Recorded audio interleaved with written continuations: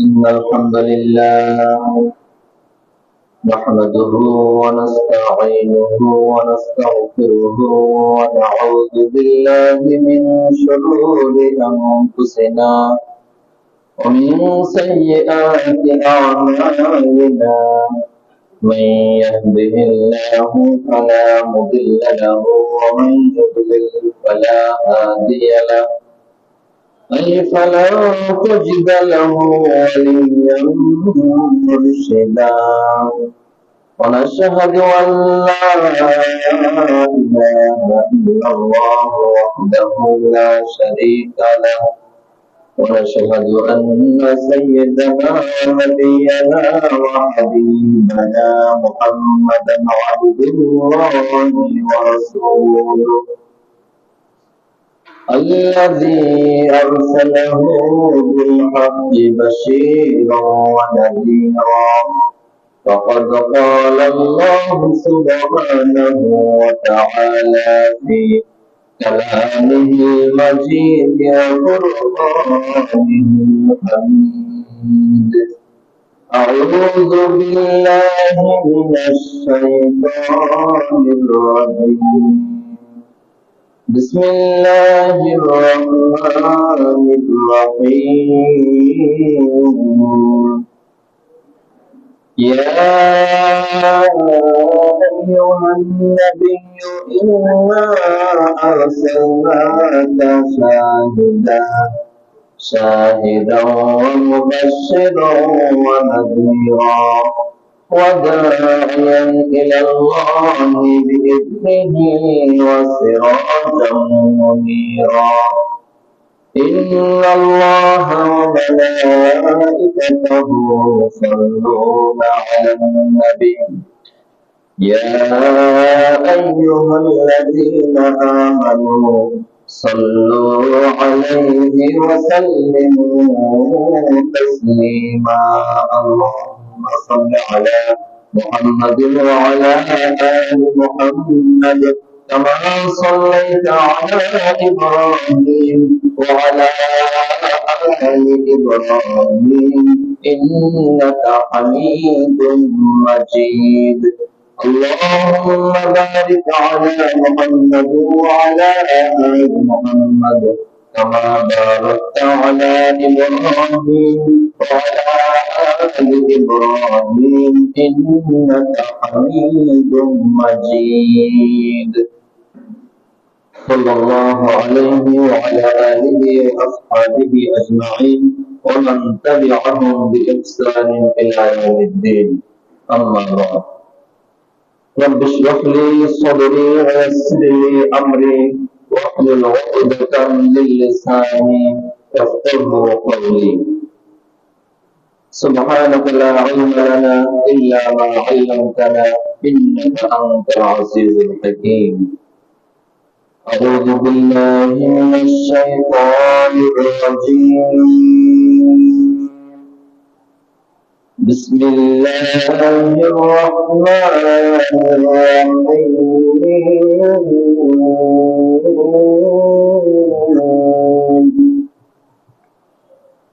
والمطلقات يتربصن بأنفسهن ثلاثة قروء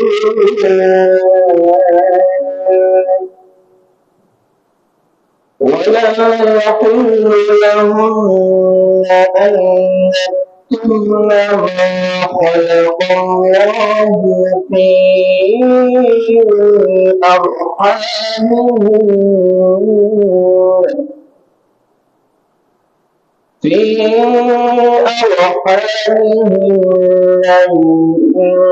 كن يؤمن بالله واليوم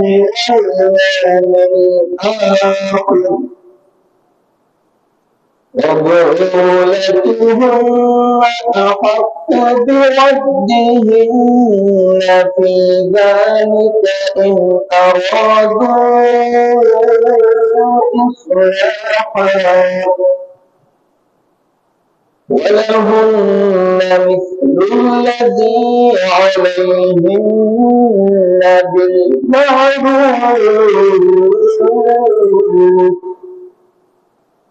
وللرجال عليهن درجة والله عزيز حكيم صدق الله العظيم معزز محترم সম্মানিত মুসলিম کرام আল্লাহ সুবহানাহু ওয়া তাআলা দরবারে অসংখ্য শুকরিয়া আদায় করছি যে মহান রব্বুল আলামিন আমাদেরকে এই পৃথিবীতে মানুষ হিসেবে সৃষ্টি করেছেন। এই মানুষদের মধ্য থেকে আমাদেরকে ঈমানওয়ালা মানুষ হিসেবে আল্লাহ কবুল করেছেন। অসংখ্য নবী এবং রাসূলদের মধ্য থেকে সর্বশ্রেষ্ঠ নবী ও রাসূল সাইয়্যিদুল মুরসালিন খাতামুন নবিয়্যিন হযরত মুহাম্মদ মুস্তাফা সাল্লাল্লাহু আলাইহি ওয়াসাল্লামের উম্মত হিসেবে আমাদেরকে মনোনীত করে আরো বেশি সৌভাগ্যবান করেছেন। যে মহান রব্বুল আলামিন আমাদেরকে তার কালামের ভালোবাসায় আল্লাহর ঘর মসজিদে কিছু সময়ের জন্য বসার সুযোগ দান করেছেন। মাগরিবের সালাত জামাতের সাথে আদায় করার তৌফিক দান করেছেন। এজন্য আমরা আল্লাহর দরবারে হৃদয় থেকে শুকরিয়া আদায় করি, সকলে বলে আলহামদুলিল্লাহ। দুরূদ ও সালাম মানবতার মুক্তির দূত, মানবতার দিশারি, মানবতার শিক্ষক রাহমাতুল আলামিন হযরত মুহাম্মদ মুস্তাফা সাল্লাল্লাহু আলাইহি ওয়াসাল্লামের প্রতি, তার পরিবার পরিজনের প্রতি, তার সকল সাহাবা-কেরাম রাদিয়াল্লাহু আনহুম আজমাইনদের প্রতি। সম্মানিত হাজিরিন, আমরা আজকে সূরাতুল বাকারার 228 নম্বর আয়াত নিয়ে আলোচনা করব সংক্ষেপে ইনশাআল্লাহ। ওয়া তাওফীকি ইল্লা বিল্লাহ আলাইহি তাওয়াক্কালতু ওয়া ইলাইহি উনীব। আসলে আল্লাহর কালাম নিয়ে তাফসীর করা, ব্যাখ্যা বিশ্লেষণ করা, এটা করতে গেলে যে ধরনের গুণাবলী, যে ধরনের ইলম থাকা দরকার, প্রজ্ঞা থাকা দরকার, তার কিছুই আমার মধ্যে নেই। তারপরে আপনারা দাওয়াত দিয়েছেন, এসেছি আপনাদের সামনে উপস্থিত হয়েছি। দিনে কিছু আলোচনা অন্তত করবো, কিছু আপনাদের কাছ থেকে দোয়া নিতে পারবো, বরকত নিতে পারবো, সেই আশায় আমি উপস্থিত হয়েছি। আল্লাহ সুবহানাহু ওয়া তাআলা তার দেওয়া জবান দিয়ে তিনি যা কিছু কল্যাণকর তার যেন তিনি বের করে দেন। সকল আল্লাহুম্মা আমিন। আমরা এখানে যা কিছু বলবো, যা কিছু শুনবো, প্রত্যেকটি যেন হয় আপনার আমার মহান রবের সন্তুষ্টির উদ্দেশ্যে, খালেস নিয়তে, অন্য কোনো উদ্দেশ্যে আমরা এখানে বসি না। আমাদের আয়োজন যেন হয় শুধুমাত্র মহান রবের সন্তুষ্টি করতে, অন্য কোনো উদ্দেশ্যের জন্য না হয়। কারণ আপনার আমার এই জিন্দেগিতে যে সকল ইবাদত আপনি আমি করি একনিষ্ঠ ভাবে শুধুমাত্র একমাত্র আল্লাহর জন্যই যে ইবাদতটি নিবেদিত হবে, সেটাই আল্লাহর কাছে কি হবে? গ্রহণযোগ্য হবে। সেখানে উদ্দেশ্যের মধ্যে যদি আর কিছু সংযোগ হয়ে যায়, যোগ হয়ে যায়, সেটা আল্লাহ কি করবেন না? গ্রহণ করবেন। এজন্য আপনার আমার ইখলাস, একনিষ্ঠতা ঠিক থাকতে হবে প্রথমত, বলার ক্ষেত্রে, শোনার ক্ষেত্রে, সব ক্ষেত্রে। দ্বিতীয়ত যে বিষয়টা হতে হবে সেটা রাসূলুল্লাহ সাল্লাল্লাহু আলাইহি ওয়াসাল্লামের তরিকা।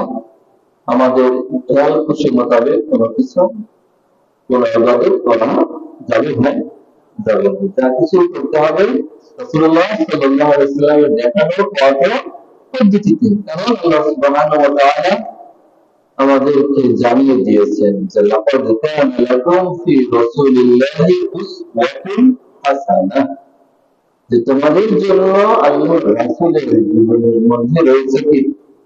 উত্তম আদর্শ। আমাদের আদর্শ ধার করার কোনো প্রয়োজন আছে? নাই। আমাদের আদর্শ, আমাদের নেতার মধ্যে আল্লাহ সব কিছু দিয়ে দিয়েছেন। এমন নেতা আমাদের, যে নেতার উন্নত হওয়ার জন্য, যে নবীর উন্নত হওয়ার জন্য আগে অনেক পয়গম্বর আল্লাহর কাছে আবেদন জানিয়েছেন যে আমার এখন নবুয়তি দরকার নেই, আপনি আমাকে আখিরের জামানার নবীর উম্মত বানান। সুবহানাল্লাহ। আপনি আমি না চাইতেই আল্লাহ সুবহানাহু ওয়া তাআলা আমাদেরকে এই নবীর উম্মত করেছেন। কিন্তু আমাদের দুর্ভাগ্য, আমরা আমাদের নবীকে যথাযথ সম্মান দিতে চরমভাবে ব্যর্থ হচ্ছি। রাসূলুল্লাহ সাল্লাল্লাহু আলাইহি ওয়াসাল্লামের দেখানো পথ পদ্ধতিতে আমরা চলছি না। কি নামাজি আর কি বেনামাজি। বেনামাজি তো গেলই, যারা আমরা নামাজ পড়ি, নিয়মিত ৫ ওয়াক্ত নামাজ পড়ি, আপনি আমি একটু হিসাব মেলাবেন রাসূল সাল্লাল্লাহু আলাইহি ওয়াসাল্লামের জীবনের আদর্শের সাথে, সাহাবীদের আদর্শের সাথে আপনার আমার জীবনের কতটুকু মিল আছে। সেটা নামাজের ক্ষেত্রে হোক, মুআমালাতের ক্ষেত্রে হোক, মুআশারাতের ক্ষেত্রে হোক, লেনদেনের ক্ষেত্রে হোক, মানুষের সাথে আচার ব্যবহারের ক্ষেত্রে হোক, এমনকি ঈদ উদযাপনের ক্ষেত্রে হোক, এমনকি বিবাহ শাদীর ক্ষেত্রে হোক, এমনকি সুন্নতে খাতনার ক্ষেত্রে হোক, এমনকি ব্যবসা পরিচালনার ক্ষেত্রে হোক, এমনকি কর্মস্থলের চাকরির ক্ষেত্রে হোক, আপনার আমার জীবনের সাথে আমার নবীর জীবনের কতটুকু মিল আছে, এটা আপনার আমার জন্য উম্মত হিসেবে হিসাব মেলানো অত্যন্ত জরুরি। সম্মানিত হাজিরিন, আমি মূল আলোচনায় যাওয়ার আগে আমি আমাদের সম্মানিত ইমাম সাহেব মাগরিবের সালাতে যে কিরাত পড়লেন, এটা সম্পর্কে একটু কথা না বলে আমি মূল আলোচনায় যেতে চাচ্ছি না, সংক্ষেপে একটু বলতে চাই। তিনি প্রথম রাকাতে সূরাতুন নাজিআতের শেষের কয়েকটা আয়াত তিলাওয়াত করেছেন। তো সেই আয়াতের শুরুতেই কি ছিল, আমি শুরু থেকে ৩-৪টা আয়াত সম্পর্কে একটু বলছি। তিনি শুরু করেছিলেন ফাআম্মা মান তাগা ওয়া আথারাল হায়াতাদ দুনিয়া ফাইন্নাল জাহিমা হিয়াল মাওয়া ওয়া আম্মা মান খাফা মাকামা রাব্বিহি ওয়া নাহান নাফসা আনিল হাওয়া ফাইন্নাল জান্নাতা হিয়াল মাওয়া। আরো একটু আপনি শেষ করেছেন, আমি এটুকু সম্পর্কে আপনাদের দৃষ্টি আকর্ষণ করতে চাই।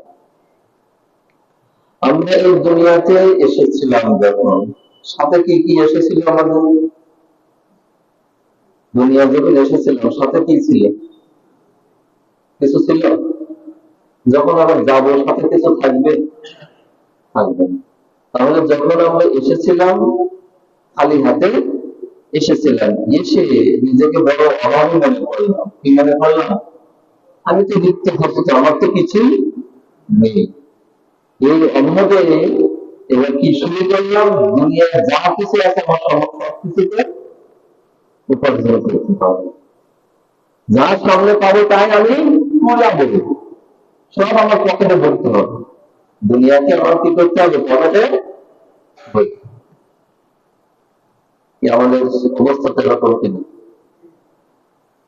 আমাদের দিন রাতের যে ২৪ ঘন্টা, এই ২৪ ঘন্টা সময় বেশিরভাগ সময় দুনিয়ার পিছনে বের হয় না আখিরাতের পিছনে বের হয়? দিনের পিছনে বের হয় না দুনিয়ার পিছনে বের হয়? দুনিয়ার পিছনে। তাহলে আল্লাহ কি বলছেন এবার শোনেন। ফাআম্মা মান তাগা, অতঃপর যে সীমা লঙ্ঘন করে। কি করে? সীমা লঙ্ঘন করে, অবাধ্য হয়। অর্থাৎ আল্লাহ সুবহানাহু ওয়া তাআলা যে সীমা রেখা দিয়েছেন, এটা অতিক্রম করাটাই অবাধ্যতা, এটা অতিক্রম করাটাই সীমা লঙ্ঘন করা। যে এইভাবে সীমা লঙ্ঘন করলো আর কি করলো? ওয়া আথারাল হায়াতাদ দুনিয়া, পার্থিব জীবনকে প্রাধান্য দিল। কি করলো?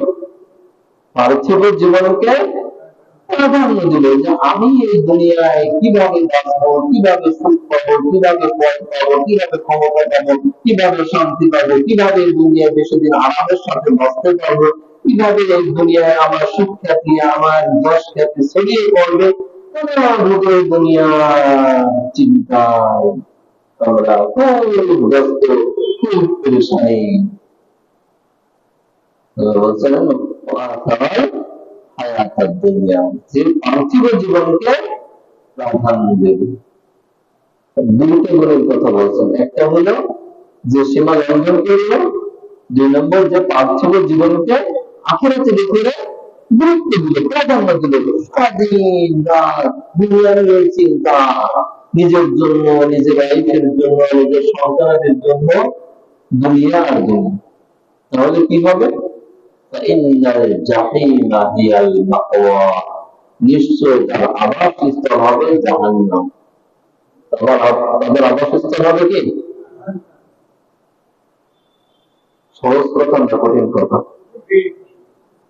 এই দুটার বৈশিষ্ট্য যদি থাকে, তার আবাসস্থল হবে, যত আমার বড় জিহ্বা থাক, বড় টুপি থাক, বড় দাড়ি থাক, আমার মধ্যে যদি সীমা লঙ্ঘন থাকে, আমার মধ্যে যদি দুনিয়ার প্রীতি থাকে, দুনিয়ার মোহ থাকে, আমি দুনিয়ার মোহে করে, দুনিয়ার ভালোবাসা করে আল্লাহ দিনকে যদি আমি বাদ দিই, পরিত্যাগ করি, আল্লাহ বিধিবিধানকে তোয়াক্কা না করি, তাহলে আপনার আমার পরিণতি হবে জাহান্নাম। আমার সুস্থ হবে কোথায়? জাহান্নাম। আমরা একটা কুরআনের মজলিসে বসেছি, নামাজ পড়ছিল কত মানুষ, বলা হলো কি কুরআন থেকে তাফসীর পেশ হবে, অর্থাৎ আল্লাহর কালাম শোনা হবে। শোনার সময় আছে? সময় আছে? তাহলে বেশিরভাগ মানুষের কুরআন শোনার সময় নেই, মহাব্যস্ত দুনিয়ার পিছনে। কাফিররা কি বলে? وقال الذين كفروا لا تسمعوا لهذا القرآن, যারা কাফির তারা বলে এই কোরআন তোমরা শোনো না, এই কোরআন তোমরা শ্রবণ করো না, এর অনুভূতি করতেও যেও না, এটা শুনতেও যেও না। কারা বলে? কাফির। আমরা যারা নিজেদেরকে মুসলমান বলে দাবি করি, আমরাও কি তাদের সুরে সুর মিলালাম না? মুখে না বললে কাজের দ্বারা এটাই তো পরিমাণ করে দিলাম, এই শোনার দরকার না। তাফসীর তো প্রতি সোমবারে শোনেন, আজকে নাকি তাফসীর বাদে অন্য ধরনের আলোচনা হোক, অসুবিধা আছে? প্রতি সপ্তাহে তাফসীর শোনেন, বড় বড় মুফাসসিরিন কাজ শোনেন। আমি ওটা মুফাসসির না, এই জন্য আমি একটু অন্য আলোচনা করে নিচ্ছি। তাহলে কোরআন শোনার আমাদের সময় নেই। আমরা জানাও আমরা শুনছি, আমাদের যে ঈদ একটা আনুষ্ঠানিকতা হয়ে গেছে। ঈদ একটা ইবাদত না আনুষ্ঠানিকতা? ঈদ একটা ইবাদত না, যে ঈদের ফিতর, ঈদের আযহা শুধু কি অনুষ্ঠান, আনন্দ উল্লাস না? এটা একটা ইবাদত, কিন্তু এখন এটা একটা আনুষ্ঠানিকতার রূপ লাভ করেছে। নামাজ পড়ে না, ফজরের নামাজের খবর নেই, জোহরের নামাজের খবর নেই, খুব ভর দিয়ে ঈদের নামাজ পড়তে যায় বড় মুসলমান, সামনের কাতারে রয়েছে, ফজরের নামাজ কিন্তু পড়ে না। তাহলে কি হল? এটা অনুষ্ঠান, আমার সঙ্গে দিতে হবে। বুঝছেন? আমাদের দিন পালনটা এরকম বেশিরভাগ জাস্ট ফর একটা আনুষ্ঠানিকতা করলে হবে। যা কিছু আলোচনা আমরা কম বেশি শুনি, বাস্তবতা হলো আমরা প্রত্যেকের কিছু না কিছু মানসিক ভক্ত, সেটা দলীয় কারণে হতে পারে, এমনিতেও হতে পারে। তো দলীয় কারণে যদি হয়, আমার দলের লোক যদি কোনো বয়ান করে তাহলে আমি শুনবো, আমার দলের বাইরের লোক বয়ান করে শুনবো, সেটা কোরআনের কথা হোক, হাদিসের কথা হোক, যত ভাবে কথা হোক, আমার কাছে সেটা ভালো লাগে। ঠিক না? দেখেন যে বিভিন্ন দল আছে, একটা দলের ব্যানারে যদি একজন ভোটটা আসে, সেই দলের লোকজন এসে ভরে যাবে, কোরআনের কথা, অন্যরা বসবে। আবার আরেক দলের ব্যানারে একজন আসুক, সেই দলের লোক আসবে, অন্যরা বসবে। তাহলে দেখা গেল কি আমরা যারা মোটামুটি নিজেদেরকে দিনদার মনে করছি, তারা কিন্তু কোরআনকে ভালোবাসছে না, বাসছে দোয়ারে, বাসছে বিশেষ ব্যক্তিকে। ঠিক না? বেঠিক? আমরা কিন্তু কোরআনকে ভালোবাসতে পারি না, আল্লাহকে ভালোবাসতে পারলাম না, আল্লাহ ব্যক্তিকে ভালোবাসলাম। নাউযুবিল্লাহি মিন যালিক। আসলে কি তাই না বাস্তবতা? যে আল্লাহর কালামের কথা আমি আমার পছন্দনীয় আমার দলের বা আমার মতের যদি বলেন আমি একটু পছন্দ করে উনি যদি আসেন তাহলে শুনবো, অন্য কেউ আসলে আর শুনবো না। তাহলে কেন কোরআনকে ভালোবাসতে পারলাম? পারলাম না। এটা আপনার আমার জন্য বড় ক্ষতির কারণ। এখন আমরা প্রবৃত্তির দাসত্ব করছি। কিসের? প্রবৃত্তির দাসত্ব করছি। ভালোবাসছে আল্লাহকে না, আল্লাহ রাসূলকে না। ভালোবাসছে নিজের খামোশ, নিজের মন যা চাচ্ছে সেটা।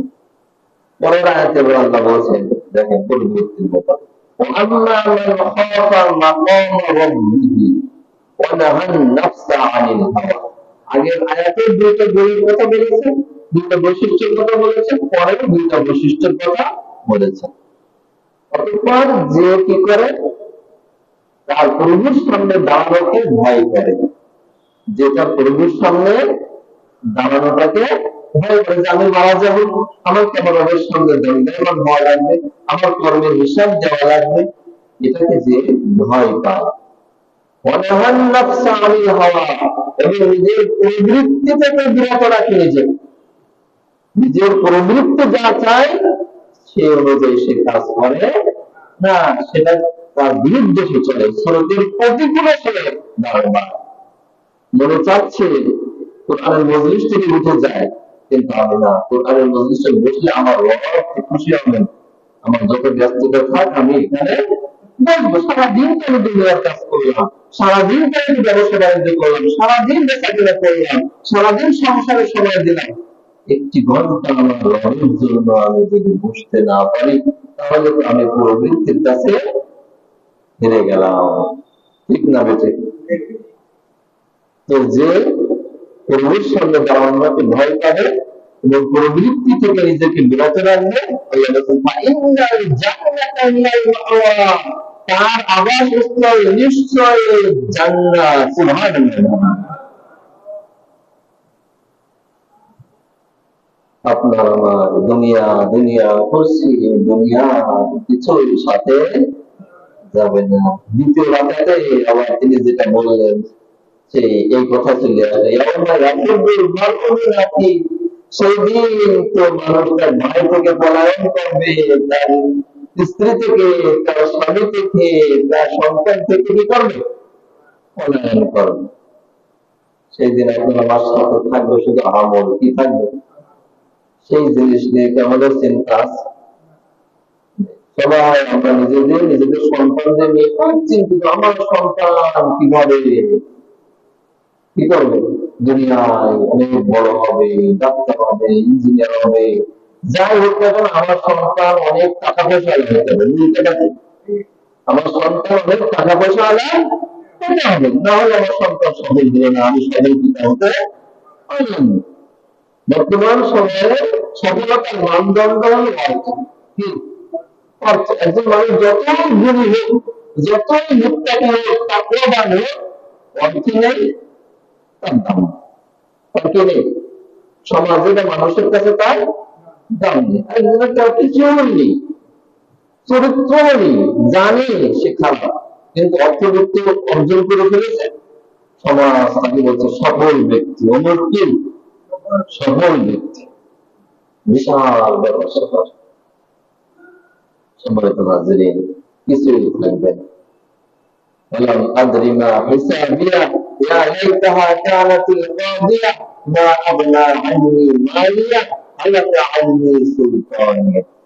যার আমলনামা বাম হাতে দেওয়া হবে সেদিন সে আফসোস করে বলবে, ওয়ালাম আদরি মা হিসাবিয়া, আমি যদি এই হিসাব না জানতাম, এই হিসাব যদি আমাকে না জানানো হতো, আমি যদি না জানতাম, ইয়া লাইতাহা কানাতিল কাদিয়া, হায় আফসোস, আমার মৃত্যু যদি আমার শেষ ফয়সালা হতো তাহলে কতই না ভালো হতো।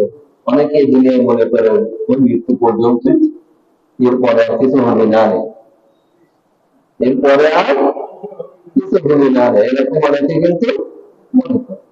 সেদিন বুঝতে পারবে কিছু হবে কি হবে না, হচ্ছে কি হচ্ছে না, এই দিন বুঝতে পেরে বলবে ইয়া লাইতাহা কানাতিল কাদিয়া, হায় আফসোস, যা মনে করেছিলাম তা তো হলো না, মৃত্যু যদি আমার শেষ ফয়সালা হতো। না আগনা আন্নি মালিয়া, আমার মাল তো আমার কোনো উপকারই দিল না। আমার মাল যে মাল মাল করেছিলাম, যে সম্পদ সম্পদ করেছিলাম দুনিয়ায়, সেই সম্পদ তো আমার কোনো কাজে আসলে না। মা আগনা আন্নি মালিয়া হালাকা আন্নি সুলতানিয়া, আমার যে পাওয়ার ছিল, আমার যে ক্ষমতা ছিল, তাও তো সব ধ্বংস হয়ে গেল। সে পাওয়ার খাটানোরও তো আমার কোনো লাইন নেই। তাহলে কি হলো? তাহলে আমার ক্ষমতাও কাজে লাগলো না, আমার ধন সম্পদও কাজে লাগলো না। যার জন্য আমরা সবাই দৌড়াচ্ছি উদ্দেশ্য আছে, খেয়ে না খেয়ে, খেয়ে না খেয়ে দুনিয়ার কোন বিষয় সামনে এসেছে, তো সেইটা আগে নামাজ পড়ে, এটা আগে সেরে নি, নামাজটা পড়ে। নামাজটুকুই আমরা যা পড়ি যারা এখন মুসলমান আছে, আর আল্লাহ অন্য জায়গায় অনেক বিধিবিধান আছে, ও জায়গায় গেলে দেখছি লস, আমার লস হয়ে যাচ্ছে না। কেন এইসব কথাগুলো বললাম? এগুলো মৌলিক নয়। আপনারা এইসব কথাগুলি মন্তব্য সেটা না থাকলে আমার তাফসীর দিয়ে খান পারবেন, তাফসীর দিয়ে খাবেন কাজ হবে না। জায়গা পাপগুলো আগে ঠিক করে নিতে হবে, মনটা আগে ঠিক করে নিতে হবে। আপনার বলার উদ্দেশ্য কি সেটা ঠিক করে নিতে হবে, আমার বলার উদ্দেশ্য কি ঠিক করে নিতে হবে। আর সঙ্গত কারণে বা পর্যায়ক্রমে আজকের বিষয়ে এসে জানতে গেছে তালাকের ইদ্যত কি, তালাকের ইদ্যত সময় কল্পনা এই বিষয়টা, তালাকের বিষয়টা আসলে কেমন যেন আমার বলতেও ভালো লাগে না, বলতেও কেন ভালো লাগে না। আর আল্লাহ কেন ভালো লাগে না? আল্লাহর কাছে সবচেয়ে অপছন্দনীয় হালাল কাজ হলো এটা। রাসূলুল্লাহ সাল্লাল্লাহু আলাইহি ওয়াসাল্লাম বলেছেন, তোমরা বিয়ে করো, তালাক দিও না। বিয়ে করো কিন্তু তালাক দিও না। আবার বলছেন কি বলে, কাউকে তালাক দেওয়া তার স্ত্রীকে বিনা কারণে এরকম মানে বিশেষ কোনো সঙ্গত কারণ ছাড়া এভাবে তালাক দেয়, তো আল্লাহর আরশ কেঁপে যায়, আল্লাহর আরশ কেঁপে যায়। কত কঠিন কথা! অর্থাৎ খুবই অপছন্দনীয় জায়েজ কাজগুলো তালাক, সবচেয়ে নিকৃষ্ট জায়েজ কি এই তালাক। তো সেই বিষয়ে আজকে আমার কপালে পড়েছে, এটা সম্পর্কে কিছু আলোচনা করবো। তো তার আগে আমি এই মৌলিক কথাটা বলা সমীচীন বলে মনে করলাম, সেজন্য আপনাদের সামনে বললাম। তো আপনার আমার জীবন কতটুকু পার হয়ে গেছে আর কতটুকু বাকি আছে, যতটুকু পার হয়ে গেছে ততটুকু তো জানি, তাই না? কিভাবে পার করে আসলাম, কিন্তু আর কতটুকু বাকি আছে তা কি জানি? জানি না। সবাই কিয়ামত নিয়ে চিন্তা, কিয়ামত কবে হবে, কিয়ামত কবে হবে। আপনার আমার মৃত্যু হয়ে গেলেই তো কিয়ামত হয়ে গেল, আপনার মৃত্যু হলেই তো আপনার আবার কিয়ামত শুরু হয়ে গেল, জগৎটা শুরু হয়ে গেল, তারপরে কিয়ামত নিয়ে চিন্তা করা তো দরকার আছে। আর শয়তান সবচেয়ে বড় একটা আমাদেরকে বঞ্চনা দিচ্ছে, বোকা বানাচ্ছে। কি বলে জানেন? তুই এখনো অনেকদিন বাঁচো, তুই এখনো কি, যার যতটুকু বয়স হোক না কেন, নিজের কাছে নিজেকে চিন্তা করেন এই কথা মনের মধ্যে শয়তান বলে দেয় কিনা, এখনো মরার রকম অনেক বাকি আছে, মিনিমাম বছর বেশি তো বাঁচো। 80 বছর এখন বয়স হয়ে গেছে, দাঁড়িয়ে থেকে অনেক হয়ে গেছে, তারপর সে বলে দেয় আমি এখনো সেই বুড়ি হয়েছিল, এখনো আমি সেই বুড়ো হয়েছে নাকি, এখনো জীবন আছে। আর একটু বুড়ি হলে মন এখনো জীবন আছে, অসুবিধা নেই।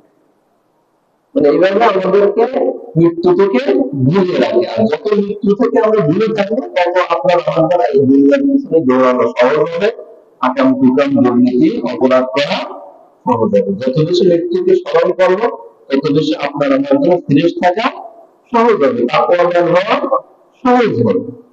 শয়তান কি আপনি আমি তাকওয়াবান হয়ে, এটা শয়তান চায়? চায় না, কখনোই চায় না, কারণ সে আপনাকে আমাদের পথভ্রষ্ট করতে চায়।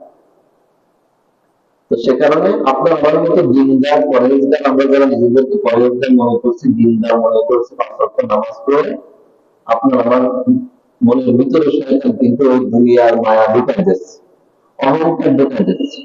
নামাজ পড়তে আসি না সবাই, একটা মহিলা যদি মসজিদে দেখি, খোঁজ করে খাদেম সাহেব কোথায়, এটা পরিষ্কার করে।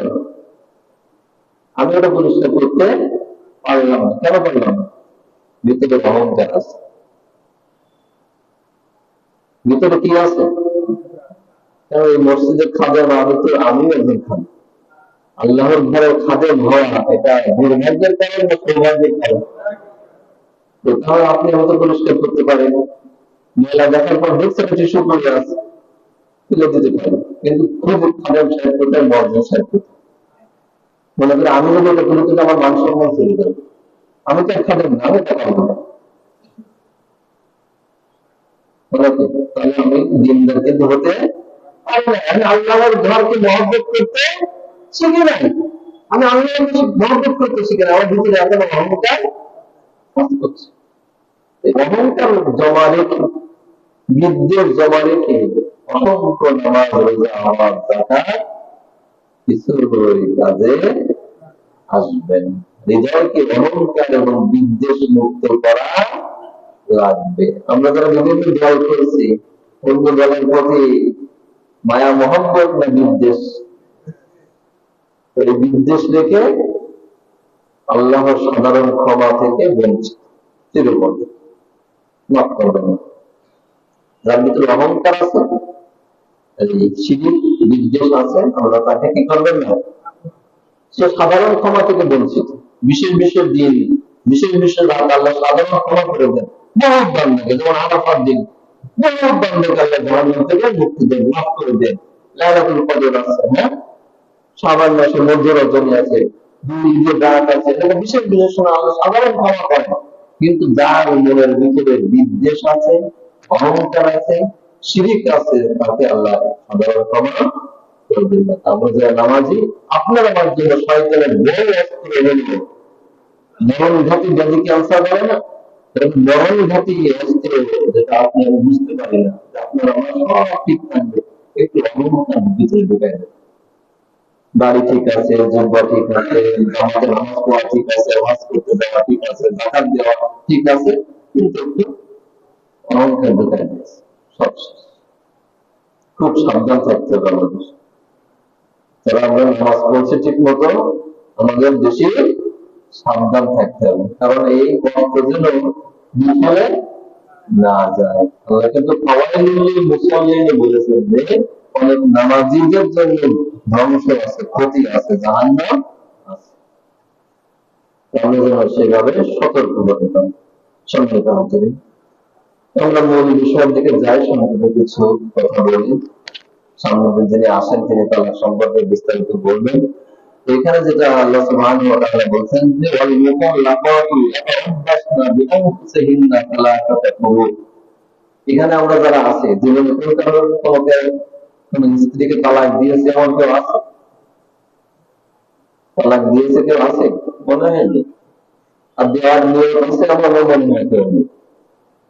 তো এই মশলা এত বেশি আপনাদের জন্য জরুরি না, তারপরে বলতেছি। আল্লাহ সুবহানাহু ওয়া তাআলা ইরশাদ করেছেন সূরা নিসার মধ্যে, ওয়াশিরুহুন্না বিল মা'রুফ, যে তোমরা স্ত্রীদের সাথে ন্যায়সঙ্গতভাবে সুন্দরভাবে উঠা বসা করো, তাদের সাথে খুব ভালোভাবে উঠা বসা করো। فإن كرهتموهن فعسى أن تكرهوا شيئا ويجعل الله فيه خيرا كثيرا। আর বলছেন তাদের মধ্যে যদি কোনো অপছন্দনীয় কোনো বিষয় যদি দেখে থাকো, তাদের কোনো বিষয় যদি কি হয়, অপছন্দ হয়, فإن كرهتموهن فعسى أن تكرهوا, এরপর আশা করা যায় তোমরা যেটাকে অপছন্দ করছো, فعسى أن تكرهوا شيئا ويجعل الله فيه خيرا كثيرا। তোমরা কিছু বিষয়কে অপছন্দ করলেও আশা করা যায় এই অপছন্দের মধ্যে, এই অসন্তুষ্টির মধ্যে, এই মনোকষ্টের মধ্যে, এই মনোবেদনার মধ্যে আল্লাহ অনেক কল্যাণ রেখেছেন। সুবহানাল্লাহ। স্বামীর অনেক, স্ত্রীর অনেক বিষয় স্বামীর অপছন্দ হতে স্বাভাবিক বিষয়, আপনার আমার মতের বাইরে বা পছন্দের বাইরে স্ত্রী কাজ করলে মানসিক কষ্ট হয় না হয় না? বুকের মধ্যে অস্বস্তি লাগে না লাগে না? লাগে। তখন মনে হয় ঘোরা দেব, একটা কিছু একটা করে ফেলি, তাই না? অ্যাকশন একটা নিয়ে ফেলি। কিন্তু আল্লাহ বলছেন যে ধৈর্য ধরো, ওই ধৈর্য ধরার মধ্যে আল্লাহ অনেক কল্যাণ রেখেছে। কি রেখেছেন? অনেক কল্যাণ রেখেছেন। কারণ আল্লাহ আপনার আমার জন্য তিনি এটা সেট করেছেন যে কার সাথে কার দিলে মানাবে, চলবে। হ্যাঁ, এর দ্বারা ওর ফায়দা হবে, ওর দ্বারা ওর ফায়দা হবে। অনেক ফায়দার বিষয় আপনি আমি জানি না। আপনার আমার একটু প্রেশারে হচ্ছে, এর দ্বারা আল্লাহ ধৈর্য ধারণ করছে, আল্লাহ আপনার অনেক গুনাহ মাফ করে দিচ্ছেন। সুবহানাল্লাহ। পরকালের জন্য অনেক নেকি লিখে দিচ্ছেন। সেই জিনিস বুঝতে পারবেন যে আমার বউ এইভাবে আমার পক্ষ দিতে আমি ধৈর্য ধরেছিলাম, আর সবের পাহাড় এবং অনেক গুনাহ আমার মাফ করে দিচ্ছে। সুবহানাল্লাহ। সেজন্য আমরা তালাকের চিন্তা বেশি করবো না, তবে কিছু মাসালা জেনে রাখি, অনেক সময় আমাকে জিজ্ঞাসা করে। তাই আর কি। তাহলে বলছেন তালাক প্রাপ্তা নারী যারা, তারা নিজেদেরকে 3 পুরুষ পর্যন্ত আবদ্ধ রাখবে, অপেক্ষা করবে। মানে পুরুষ শব্দ দিয়ে বিভিন্ন কথা আছে, 2 রকম কথা আছে। এক পক্ষের কথা হলো পুরুষ দুইটা হায়েস্টকে বোঝানো হয়েছে, মহিলাদের যে ঋতুস্রাব হয় এটাকে বোঝানো হয়েছে। আরেক পক্ষ নিয়েছেন, তারা বলছেন এটাকে পবিত্রতা বোঝানো হয়েছে। হায়েস থেকে পবিত্র হওয়ার পরে যে পবিত্রতার যে সময়টা, এই সময়টাকে বোঝানো হয়েছে। 2 পক্ষে বড় বড় সাহাবীরা রয়েছে। 2 পক্ষে কি রয়েছে? বড় বড় সাহাবীরা রয়েছেন, আলেম ওলামা রয়েছে। সুতরাং যেটাই হোক, কোন স্ত্রীকে যদি কেউ তালাক দিয়ে যায়, সেই তালাক প্রাপ্ত স্ত্রী 3 হায়েস পর্যন্ত তাকে কি করতে হবে? অপেক্ষা করতে হবে। এখন এই ইদ্যত পালনের ক্ষেত্রে আপনার কয়েকটা সূরত আছে, বিষয় আছে। 1 নম্বর হলো বিয়ে শাদী হলো 2 জনের, কিন্তু তাদের সাথে পরস্পর মেলামেশার আগে, সহবাসের আগে যদি স্বামী স্ত্রীকে তালাক দিয়ে দেয়, তাহলে ওই স্ত্রীর কোনো ইজ্জত নেই। ওই স্ত্রীর কি নেই? কোনো ইজ্জত নেই। সে পরের দিনে আরেকজনের সাথে বিবাহ শাদী করতে পারে, যদি সহবাসের আগেই তালাক দিয়ে দেয়। সেক্ষেত্রে ওই স্ত্রীর জন্য কোনো ইজ্জত নেই, সে তখনই কোনো পুরুষের সাথে বিবাহ শাদী করতে পারে। 2 নম্বর হলো যার, যে নারী গর্ভবতী, এই অবস্থায় যদি তার স্বামী তাকে তালাক দেয়, সন্তান প্রসব করা পর্যন্ত হলে তার ইজ্জত। স্বামী দুপুরে তালাক দিল, বিকালে তার সন্তান প্রসব হয়ে গেল, তার ইজ্জত শেষ বিকালে। তার ইজ্জত বিকালে শেষ, তার আর 3 হায়েস 3 সময় লাগবে। তার জন্য 3 হায়েস বা 3 পুরুষ সময় লাগবে, পবিত্রতার সময় লাগবে ওই নারীর জন্য যে স্বাভাবিকভাবে কি করেছে, সংসার করছে, মেলামেশা সব ঠিকঠাক হয়েছে। এই নারীকে যদি তালাক দেয়, তাহলে সে কি করবে? 3 হায়েস পর্যন্ত অপেক্ষা করবে। আল্লাহ সুবহানাহু ওয়া তাআলা এই তালাকের জন্যই একটা স্বতন্ত্র সূরা নাযিল করেছে, সূরাতুত তালাক। সূরাতুত তালাক 28 নম্বর পারায় এই সূরাটি আছে। তালাক শব্দের অর্থ হলো, আমরা তো তালাক তালাক বলি, মূলত উচ্চারণ কি? তালাক। মূলত উচ্চারণ কি?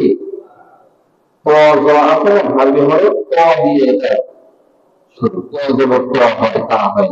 তো বাংলায় আমরা তালাক লিখি, তা একটা লয় একটা ক, তাই তালাক।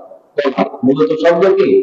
তালাক। অর্থ হলো অবমুক্তকরণ করে দেওয়া, ছেড়ে দেওয়া, বিচ্ছিন্ন করে দেওয়া, হ্যাঁ, সম্পর্ক ছেদ করে দেওয়া, স্বামী স্ত্রীর ভিতরকার যে বন্ধন ছিল, এই বন্ধন ছিন্ন করে ফেলা। শরীয়তের পরিভাষায় নির্দিষ্ট শব্দ ব্যবহারের মাধ্যমে স্বামী স্ত্রীর মাঝের সম্পর্ক ছিন্ন করে দেওয়াকেই তালাক। এজন্য আল্লাহ সুবহানাহু ওয়া তাআলা একটা স্বতন্ত্র সূরা নাযিল করেছেন সূরাতুত তালাক নাম। সেখানে আল্লাহ বলছেন, ইয়া আইয়ুহান নাবিয়্যু ইযা তাল্লাকতুমুন নিসা ফাতাল্লিকুহুন্না লিইদ্দাতিহিন্না ওয়া আহসুল ইদ্দা। হে নবী, ইযা তাল্লাকতুমুন নিসা, তোমরা যদি তোমাদের স্ত্রীদেরকে তালাক দিতে চাও, ফাতাল্লিকুহুন্না লিইদ্দাতিহিন্না, তবে তাদের ইদ্দতের মধ্যে তালাক দিবে। ইদ্দতের মধ্যে তালাক দিবে, অর্থাৎ সে যখন পবিত্র থাকে এই পবিত্রতার মধ্যে তাকে কি করবে? তালাক দিবে। এবং ওয়াহসুল ইদ্দা, এবং এই সময় গণনা করবে, সময় কি করবে? এজন্য প্রত্যেক স্বামীর উচিত তার স্ত্রী কখন সুস্থ থাকে অসুস্থ থাকে এটা তার নলেজে থাকা, এটা জরুরি বিষয়। এটা স্বামী হিসেবে তার দায়িত্ব, যখন স্ত্রী কখন সুস্থ কখন অসুস্থ। আল্লাহ নিজে বলে দিচ্ছেন, তোমরা ইদ্দতের তালাক দিতে চাইলে এই ইদ্দতের মধ্যে অর্থাৎ পবিত্রতা অবস্থার মধ্যে তালাক দিবে। কারণ তালাক দুই ধরনের, একটা হলো উত্তম তালাক আর একটা হলো নিকৃষ্ট তালাক। উত্তম তালাক হলো স্ত্রী যখন পবিত্র অবস্থায় থাকে সেই সময় একটা তালাক দেওয়া, একবারে 3 তালাক দেওয়া যাবে না, একটা, এক পবিত্রতায় 1 মাসে একটা। পরের মাসে আবার অসুস্থ হবে, আবার সুস্থ হবে, তখন আরেকটা, তারপরে আবার অসুস্থ হবে, আবার সুস্থ হবে, তখন আরেকটা। এইভাবে 3 তালাক দেওয়ার নিয়ম। এটা হলো সুন্নাহ পদ্ধতি। আমাদের সমাজে এইসব পদ্ধতি জানা না থাকার কারণে একবারে 3 গুলি মেরে দেয়, একবারে কি পিস্তলে 3টা গুলি পরপর ফায়ার করে। তো তালাক দেওয়ার পদ্ধতি হলো এটা। আর তালাক দেওয়ার উদ্দেশ্য কি বলতে পারেন? তালাক আল্লাহ যে বিধানটা রাখলেন এর উদ্দেশ্যটা, এটা তো উদ্দেশ্য আছে, এমনি এমনি আল্লাহ বিধান দেন। উদ্দেশ্য হলো অবাধ্য বেপরোয়া স্ত্রীকে বশে আনা, অনুগত বানানো, সংশোধন করা। অর্থাৎ আমি তোমাকে ছেড়ে দেব, ছেড়ে দিলাম, একটা তালাক দিলাম, এই কথা বলার দ্বারা যেন তার ভিতরে একটা অনুশোচনা আসে, একটা অপরাধ বোধ যেন কাজ করবে। আমি এমন কাজ করলাম যার কারণে আমার স্বামী আমাকে ছেড়ে দিল, আমার তালাক দিয়ে দিল, আসলে আমি অন্যায় করে ফেলেছি। এই স্ত্রীকে সংশোধনের উদ্দেশ্যে আল্লাহ সুবহানাহু ওয়া তাআলা এই তালাকের বিধান দিয়েছেন। আল্লাহ একটা বৈধ সম্পর্ক ছিন্ন হয়ে যাবে আল্লাহ কখনোই চান না।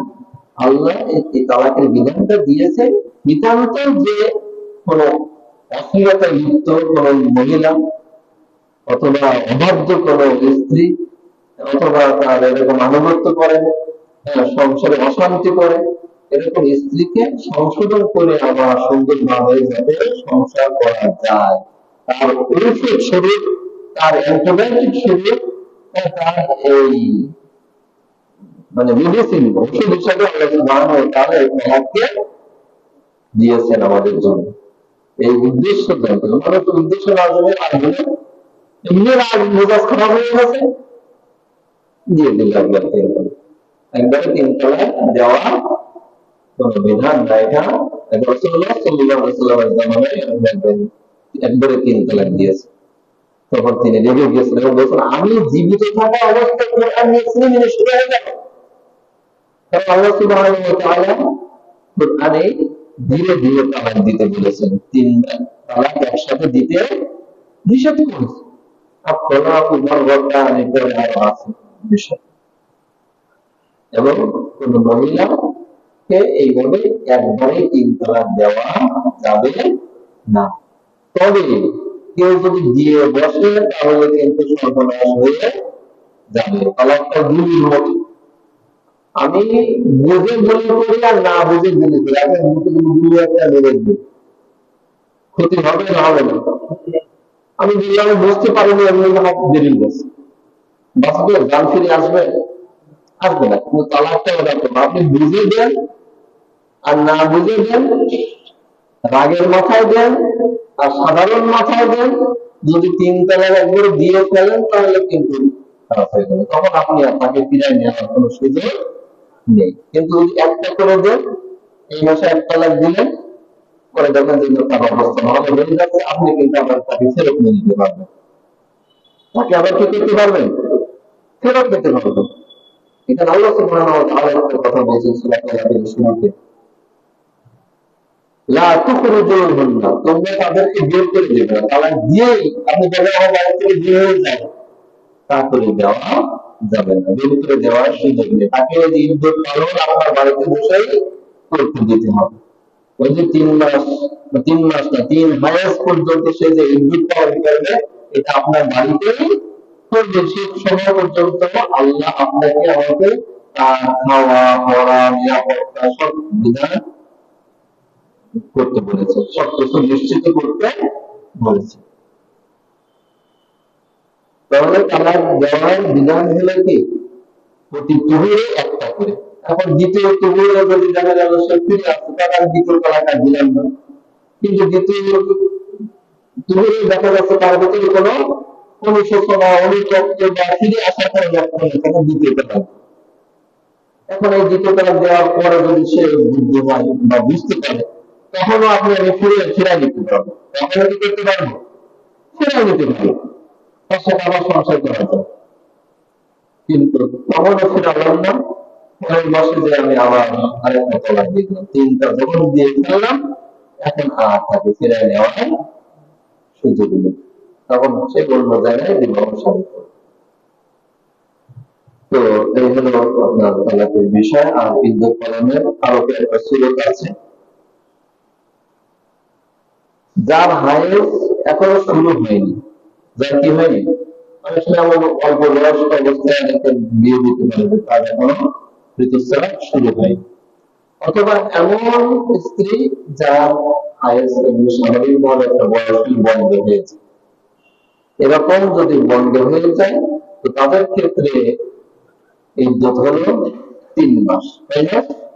3 মাস তাদের জন্য আর হায়েজ না, তাদের জন্য সরাসরি 3 মাস। তাদের ব্যাপারে আল্লাহ সুবহানাহু ওয়া তাআলা এই সূরা তালাকের মধ্যে ইরশাদ করছেন যে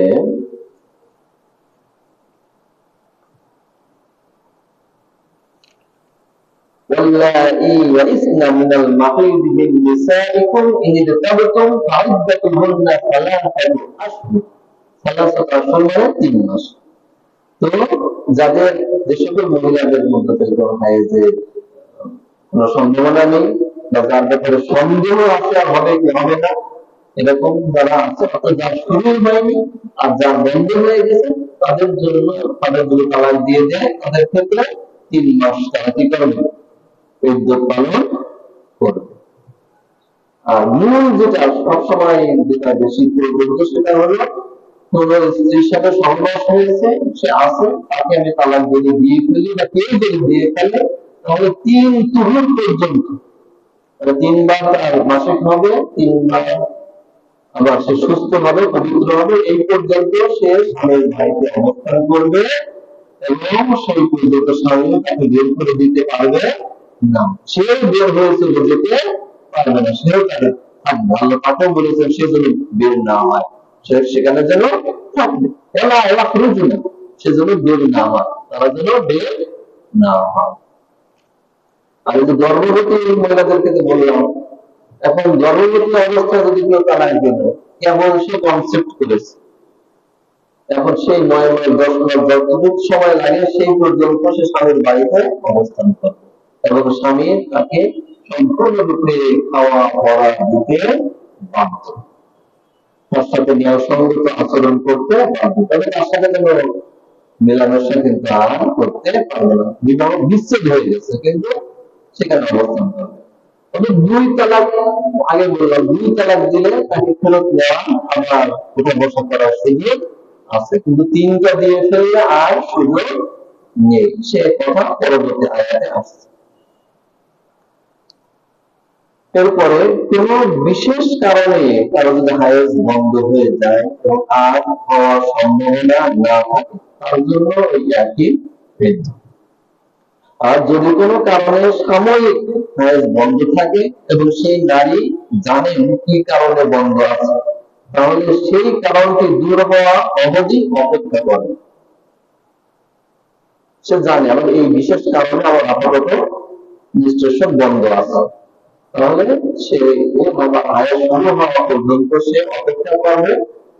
তারপরে শুরু হবে, একটা হায়েজ যাবে, দ্বিতীয় হায়েজ যাবে, তৃতীয় হায়েজ যাবে, তারপরে পবিত্র হবে, এরপরে তার ইদ্যত পালন শেষ হবে। এরপরে সে অন্য কাউকে ইচ্ছা করলে বিবাহ করতে পারবে। তো ইদ্যত পালনের আগে আর অন্য কোনো স্বামীকে বিবাহ করতে পারবে না। আল্লাহ বিধান কেন রেখেছেন? কারণ সে কনসেপ্ট করেছে কিনা, তার পেটে মানে বাচ্চা আছে কিনা আছে, 3-4 মাস না গেলে তো ভালোভাবে বোঝা যায় না। সদ্য তো কনসেপ্ট করতে পারে, স্বামী স্ত্রী স্বাভাবিক মেলামেশা আছে, যে কোনো সময় কনসেপ্ট করতে পারে। এখন যে কোনো সময় তালাক দিয়ে দিল, এখন সেটা বাচ্চা আছে কি না আছে 4 মাস গেলে তখন অবশ্যই সে বুঝতে পারবে। তখন তো তার ইজ্জত পালন আরো দীর্ঘায়িত হবে, সন্তান প্রসব পর্যন্ত। আর কনসেপ্ট না করলে তার জন্য এই সময় হয়ে গেল, 3 কুহুর পার হয়ে গেল, তখন সে অন্য জায়গায় বিবাহ শাদী করতে পারে।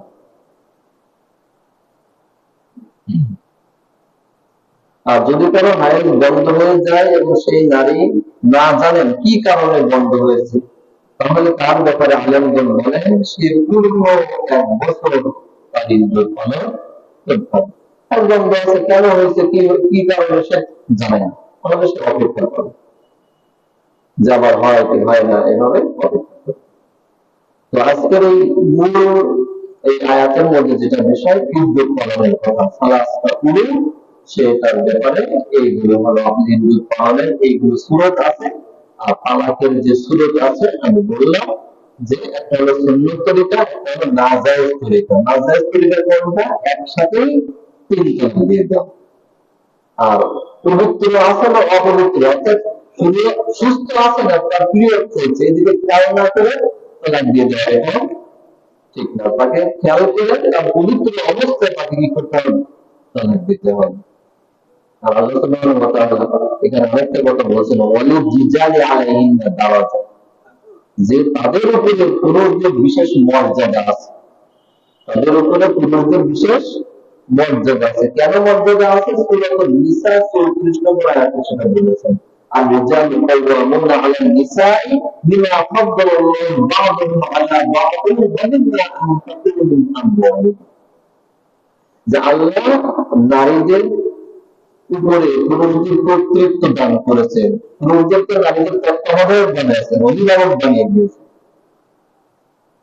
আল্লাহ কি করেছেন? তিনি একের উপরে অন্যকে শ্রেষ্ঠত্ব দান করেছেন, মর্যাদা দান করেছেন। কেন?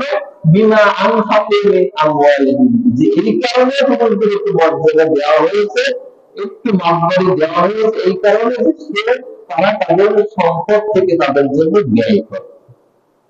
ভরণ পোষণের দায়িত্বটা নারীর না পুরুষের? পুরুষের।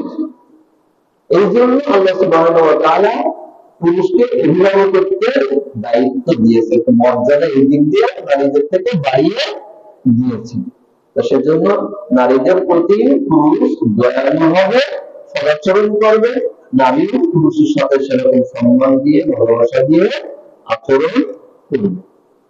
তো আপনার আমার এই বিবাহ শাদীর মূল উদ্দেশ্য এটা একটা এই দুনিয়া আবাদ করা, এই দুনিয়ায় সুন্দরভাবে বসবাস করা।